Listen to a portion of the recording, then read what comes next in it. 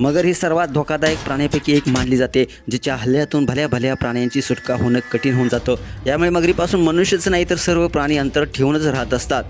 सध्या एका मगरीचा video social मीडियावरती प्रचंड व्हायरल होत आहे, जो पाहिल्यानंतर तुमच्या देखील डोळ्यावर तुम्हाला विश्वास ठेवणं कठीण होऊन जाईल। हा व्हिडिओ पाहिल्यानंतर तुमच्या देखील काळजात धडकी भरल्याशिवाय राहणार नाही। सोप्या शब्दात सांगायचं झालं तर जंगल ही युद्धभूमी आहे, जिथे सर्व प्राणी स्वतःला सुरक्षित ठेवण्यासाठी किंवा जीवन ठेवण्यासाठी वेगवेगळ्या युक्त्या वापरत असतात।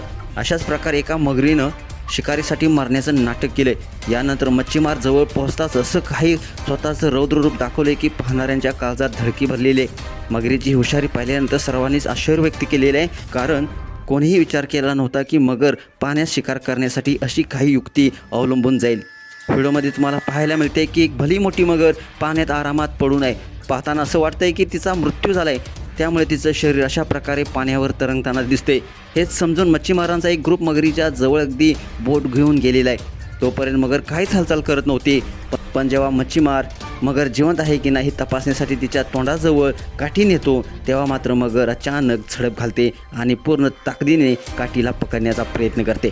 मगर इतक्या वेगाने झडप घालते की मच्छीमार खूप घाबरतात। या संपूर्ण घटनेतून एक मोठा धडा मिळतोय की वन्य प्राण्यांना कधीही हलक्यात घेऊ नका।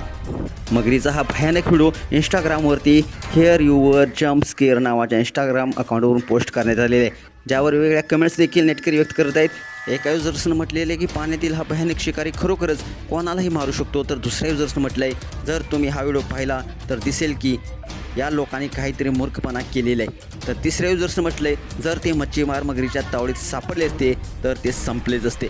तुम्हाला व्हिडिओ कसा वाटला, तुमच्या प्रतिक्रिया अवश्य लिहा आणि आपल्या एस स्पोर्ट्स या चॅनेलला सबस्क्राईब करायला नक्की विसरू नका। धन्यवाद।